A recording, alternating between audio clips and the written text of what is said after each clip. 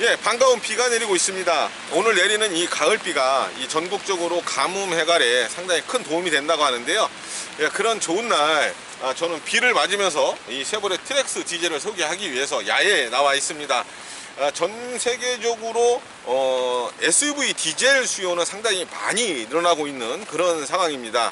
국내에서도 내수 경기를 조금 살리는데 이 소형 SUV 모델들이 상당히 큰 도움이 되고 있는데요.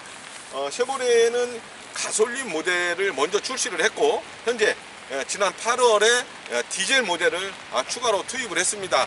뭐 가솔린 모델이 먼저 나왔을 때 시장 반응이 썩 좋지는 않았었는데요. 디젤 모델이 가세를 하면서 쉐보레 은근히 판매 확대에 큰 도움이 될 것이다, 이런 기대를 하고 있습니다. 이 쌍용차 티볼리 그리고 르노 삼성 자동차의 QM3와 경쟁을 하게 될 트랙스, 어떤 경쟁력을 갖고 있는지 지금부터 한번 시승을 해보도록 하겠습니다.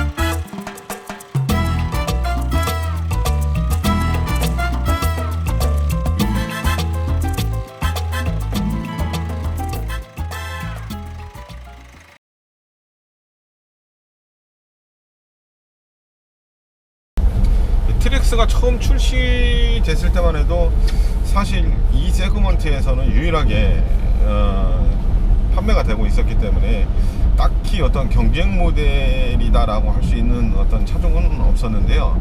사실 1600cc 배기량의 디젤차라는 것이 국내에서는 사실 뭐 큰 재미를 그동안 보지 못해왔고 또 흔치도 않았던 그런 시장입니다.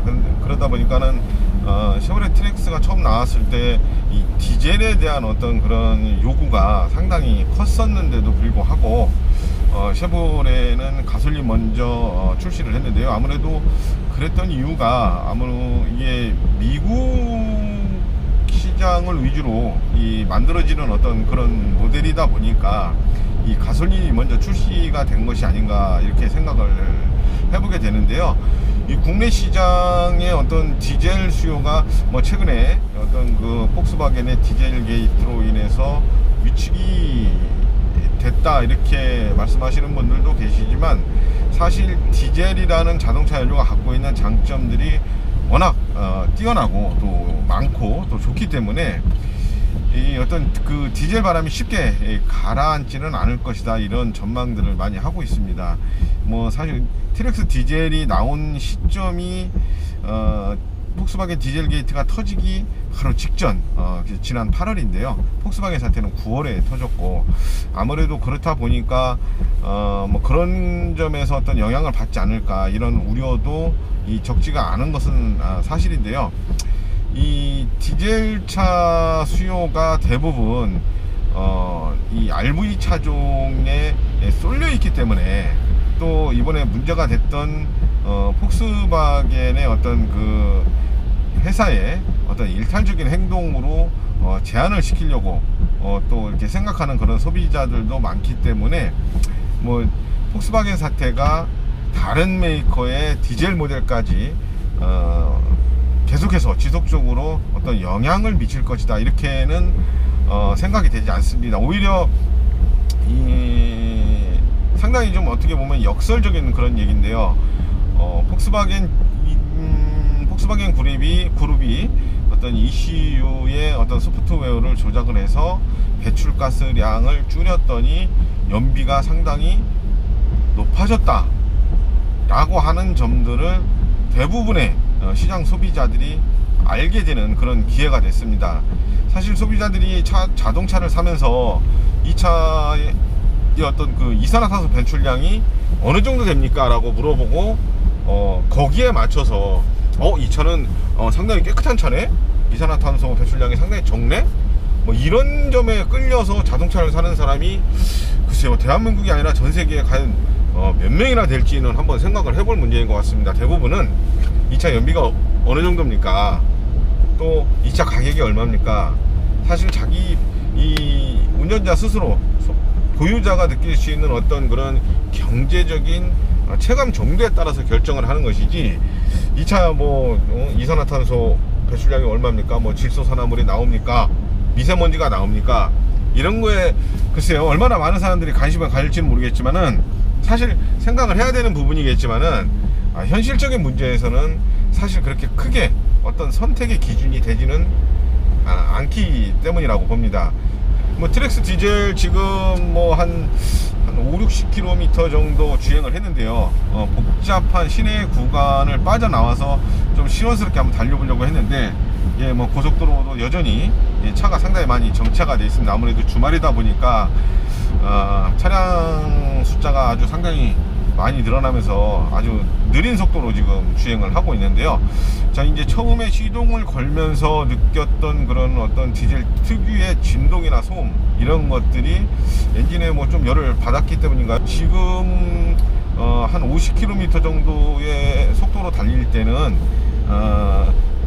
디젤 차다 해서 특별하게 승차감이 떨어진다거나 또 그런 부분에서 스트레스를 받는다거나 하는 그런 것들은 전혀 느껴지지가 않습니다. 오히려 상당히 부드러운 어떤 그런 질감들을 보여주고 있는데요.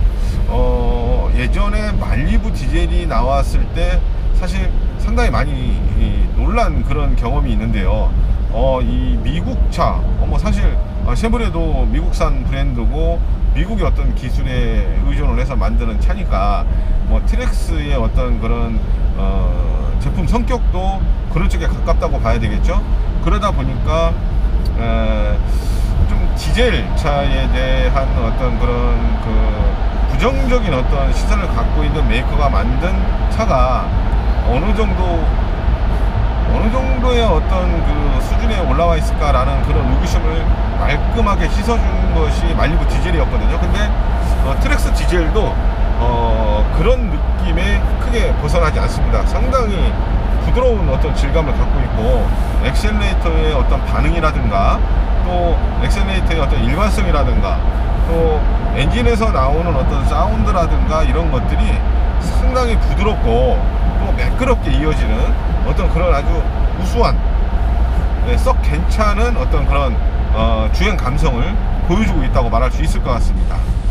예, 엔터테인먼트 어떤 그런 구성이나 설정도 상당히 좀 어떻게 보면 세련되고 고급스럽게 이렇게 되어 있는데요.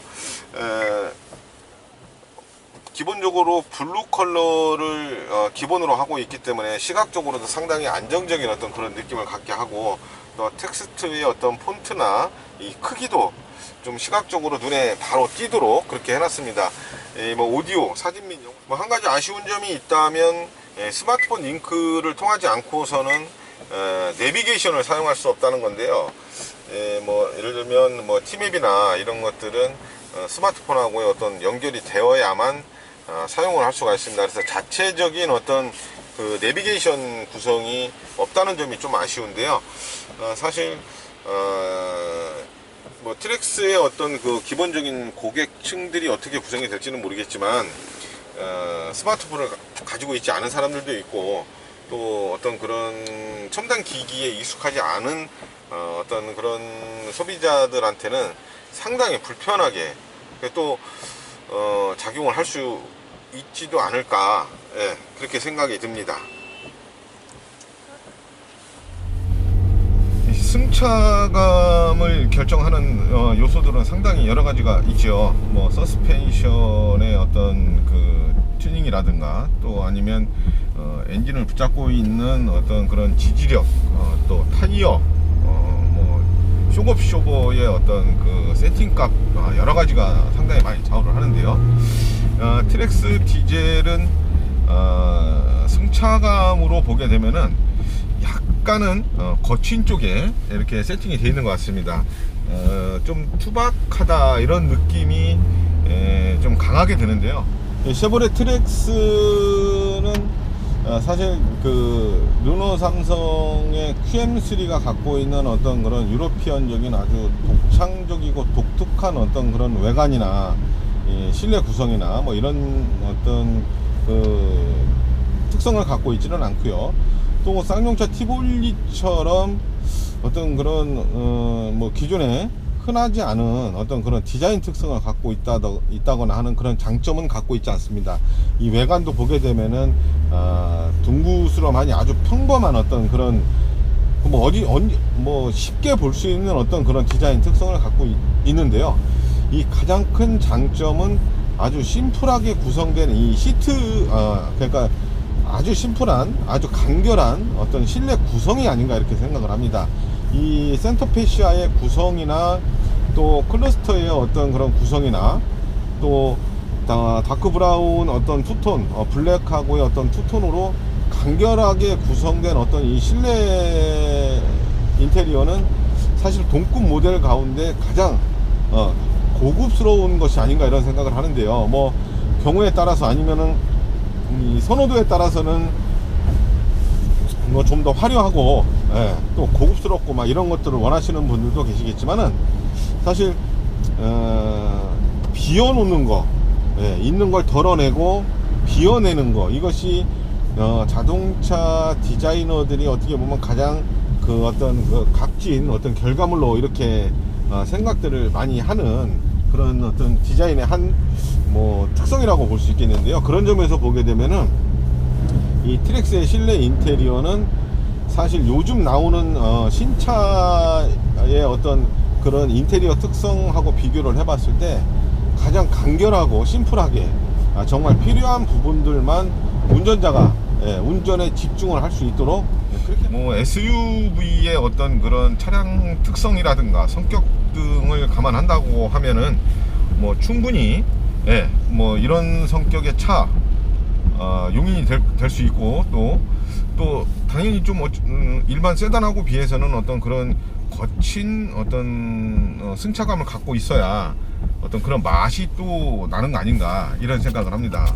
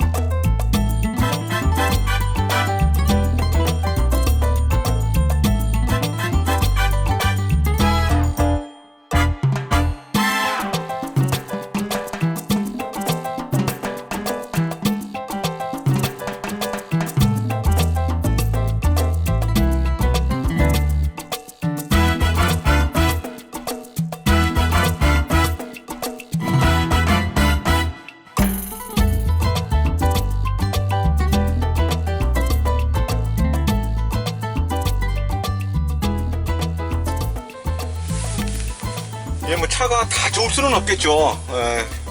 트랙스도 뭐 10가지의 장점이 있다면 뭐 한 가지 정도는 아쉬운 점도 있겠는데요.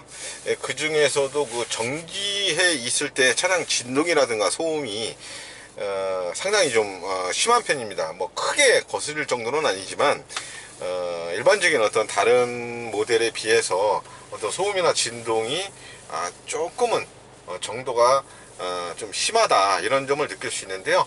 뭐 그런 점들을 조금 좀 개선해야 될 필요가 보이고요. 그리고 뭐 저 라이트를 조작하는 버튼이라든가 또 와이퍼를 동작하는 어떤 순서 뭐 이런 것들이 기존에 우리 국산차에 익숙했던 그런 패턴이 아니어서 그런 부분도 조금 감안을 해 주셔야 될 것 같습니다. 자, 시승 마쳤습니다. 군포에서 천안, 그리고 천안에서 다시 당진, 그리고 인천 송도에서 다시 군포로 되돌아오는 약 300여 킬로미터를 운행을 했는데요. 무엇보다 부드러운 승차감, 그러니까 일반적인 어떤 소형 SUV가 갖고 있는 그런 거친 맛보다는 약간 부드러운 어떤 그런 승차감 트랙스가 보여줬습니다. 그리고 지금 현재 연비가 20.9km/L대가 지금 트랙 컴퓨터에 찍혀 있는데요. 사실 기대했던 것보다 상당히 높은 수준의 어떤 그런 연비를 기록을 했습니다. 이런 점을 전부 종합적으로 고려했을 때 사실 가격이 조금 어떤 경쟁 모델보다 비싼 어떤 그런 단점을 갖고 있기는 한데요. 실내 공간의 크기라든가 또 차체가 갖고 있는 어떤 그런 웅장함이라든가 이런 점에서 봤을 때는 또 어떤 그런 가격적인 부분이 상쇄가 될 수도 있겠다, 이런 평가를 할 수가 있겠습니다. 지금까지 오토헤럴드 김웅식 기자였습니다.